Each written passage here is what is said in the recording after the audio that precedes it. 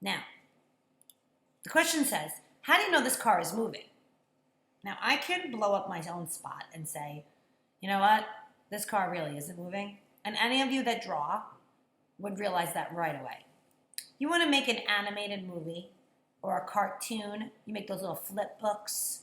How do you make those flip books? You draw a picture, and you could draw a simple one with a circle, but you need a lot of pages, right? You want to make that circle move. So you make the circle in the middle, then you move it over slightly on the next page, and a little bit more on the next page, and a little bit more on the next page, and you move it up and down, etc., etc. So when you flip through the pages, it looks like the ball is moving, but it's just in a new position. And that's pretty much how we judge motion. Your brain looks at something and says, okay, is it in the same spot it was 5 minutes ago? No, so it must be moving. But we have to compare it to something that's already there. So if you look at this picture, look at these little white dashes on the tires. These dashes, they look like this. These dashes make the tires appear to be moving, but they're really not. They're just going in and out, in and out, in and out. They're changing position. Same thing with the trees. Doesn't that tree look like it went all the way to the end? But it's really not. It's just blinking in and out. So it gives it the appearance that it's moving. Psych! It's not really moving. All right, let's move on to the next slide. Speed is one of our vocabulary words, and it's a simple concept. Speed is the distance traveled per unit of time. Now, what does that mean? That we're going to have math involved in this. Yes, we are. Speed equals distance divided by time. Distance goes on the top with the line divided by time. So when we're doing these problems, we want to make sure first we write the formula. Then we take the information and put it in, distance divided by time, and then we put the units. So let's look at the speedometer over to the left. This speedometer goes from 0 to 260. Wow, that person's driving really fast. If I had to infer, I would say this is not a speedometer on a car from the United States. Well, clue number one. The outside temperature is 27 degrees Celsius. That's hot. And that's not here. We don't use Celsius. We use Fahrenheit. Clue number two. 0, 20, 40, 60, 80. Well, we generally want to be in the 60 range. So I think my 60 range is a little bit maybe over here more. I think my 100 range is over here on my speedometer in my car. Check yours out when you get into your parents' car. And it doesn't go up to 260. That's dangerously high. Why is this so high? Because a kilometer and a mile are not the same units. The mile is a little bit bigger than a kilometer. In fact, it's a good amount bigger. It's almost half the size. 2 times bigger. 1 kilometer is 6/10 of a mile. So when you run a 5K, you didn't run 5 miles, you ran 5 kilometers, which is essentially about 3.1 miles. But that's still a great thing that you did. It's a great milestone. It's a great thing to say that you did. I ran 3 miles, or I did a 5K. All right, let's look. The car is traveling 80 miles in 2 hours. So what is the car's average speed? So the first thing we have to do is write the formula. Speed equals distance divided by time. The second thing we do is now take that information, and we transfer it. So we are going to take the distance and replace it. So the car is traveling 80 miles in 2 hours. What is the car's average speed? So look for the distance. In this formula, what is the distance? The distance is going to be 80 miles. And what is the speed? Well, we have to put that in here. So speed equals 80 miles divided by 2 hours. So what do we need to do in order to find that information? Well, we need to take a calculator. Some of us can probably divide in our heads. 80 miles divided by 2 hours is going to be 40 miles per hour. Do not forget the miles per hour. That's your unit. That's the most important piece. And you can't cancel it out because it's not alike. All right, ladies and gentlemen, velocity is not the same. Velocity is speed, but it also includes direction. The direction is going to be a cardinal direction. So it's either going to be north, south, east, or west. So this runner is running. No, he's not. This is a bicyclist. This bicyclist is riding his bike. Which direction is he going?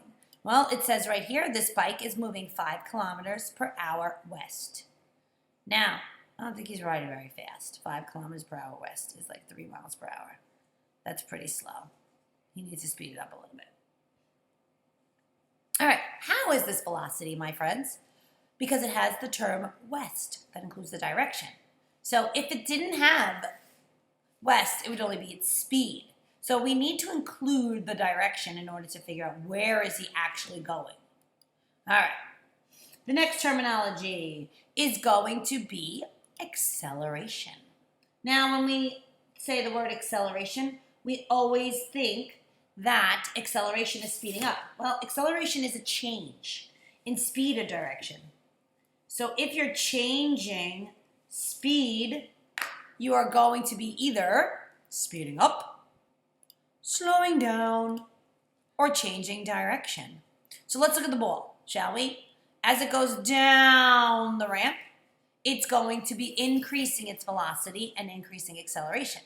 However, once it's down, let's wait for this, it will change its velocity again, and the acceleration slows down as it goes down this little incline. And as it goes around the bend, it's also changing its acceleration again because it's changing direction. So it speeds up, slows down, and changes direction. So the whole entire time it's accelerating. 3 times it's accelerating. So let's go back because I missed something. Let's look at the 3 cars. Red car, blue car, green car. Who is accelerating? Well, they're all accelerating, but differently. The blue car ends up accelerating the most at the end. Look at the blue car. The red car starts accelerating first. And I feel like the green car just not going. It's like constant speed maybe, or it's slowing down. All right, but you see the 3 cars changing their speed. All right, practice. Speed, velocity, or acceleration. Let's read it.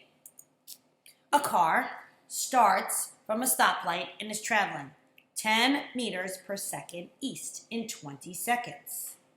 The question is this an example of speed, velocity, or acceleration?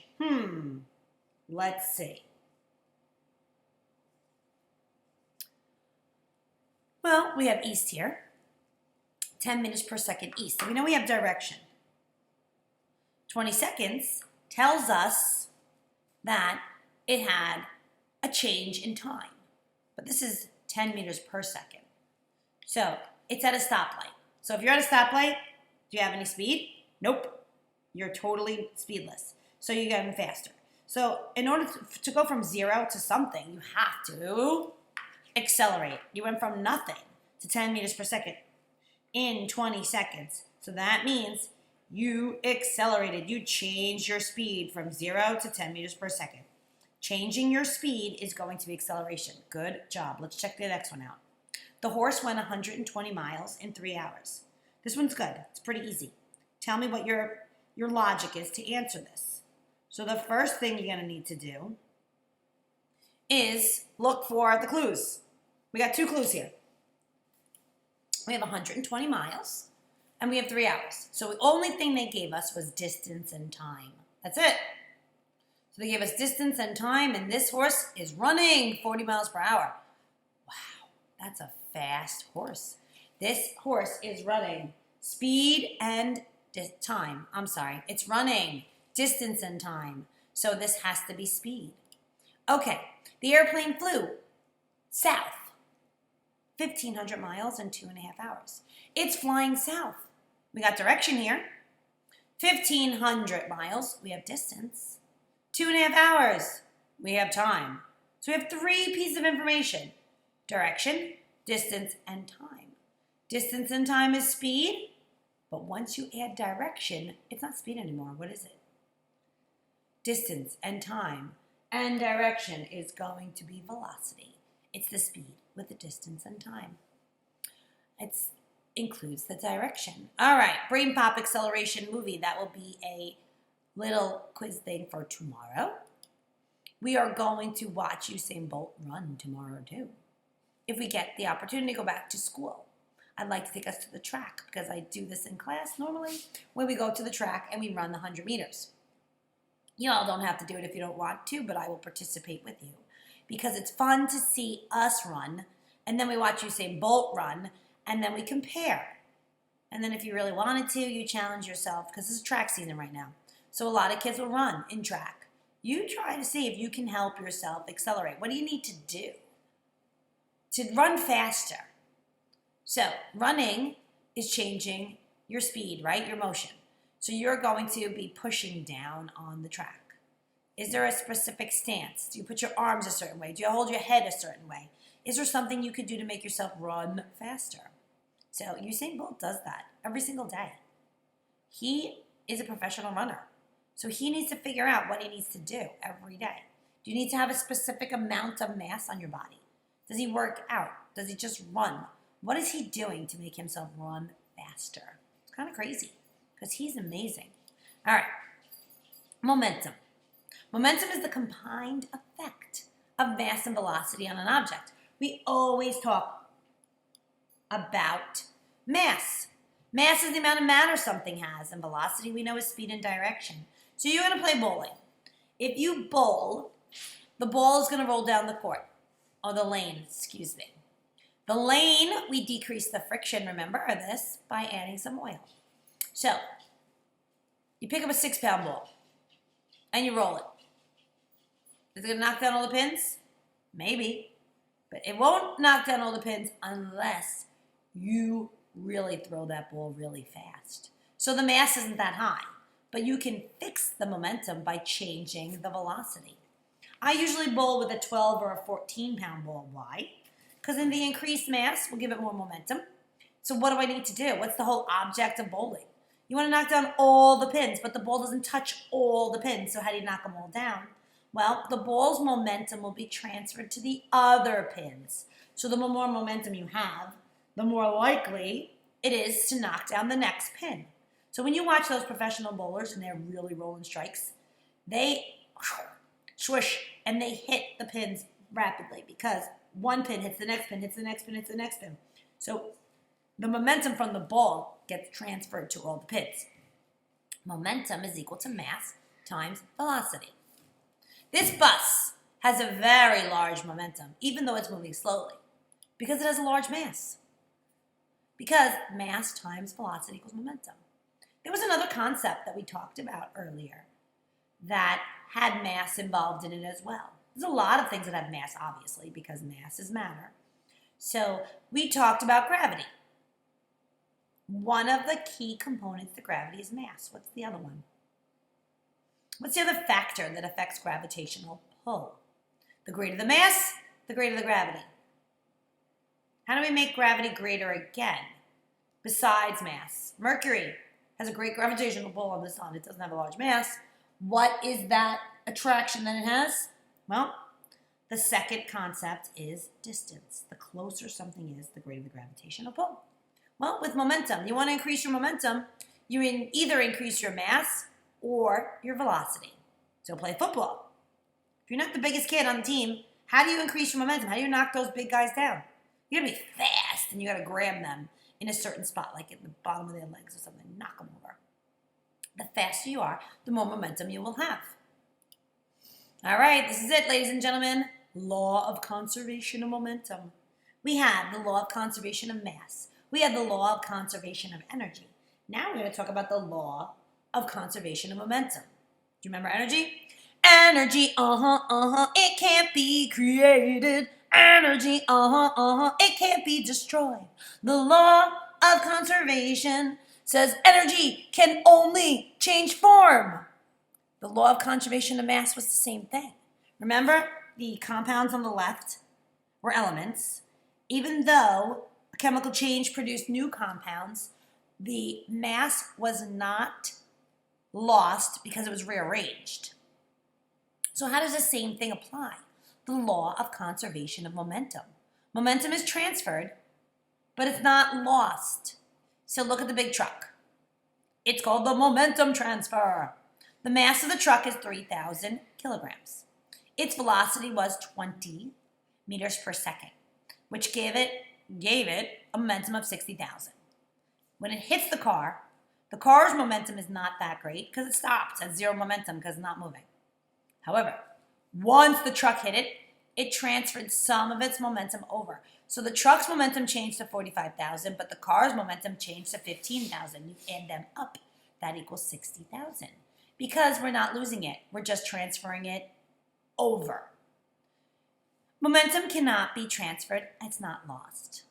Somebody make up a song for that. As long as there's no other forces acting upon it, it's going to be an equal transfer. We know there is a force acting upon it, so the transfer is not particularly equal because of friction. But in a perfect world, we would have perfect transformation. All right, guys. This concludes today's lesson. I hope you enjoyed it. If you have any special requests, or if you would like me to speak louder, speak slower, whatever you'd like, let me know. And I miss you guys so much. So hopefully we're back to school soon. Bye.